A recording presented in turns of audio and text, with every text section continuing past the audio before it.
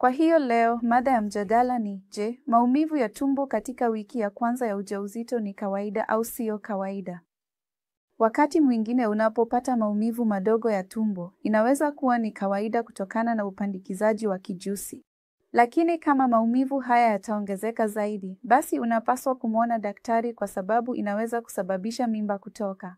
Kwa hiyo, chanzo cha maumivu ya tumbo mara nyingi huwa ni kawaida, lakini wakati mwingine kiwango cha mimba kutoka ni kati ya 5 hadi 10 ya kesi.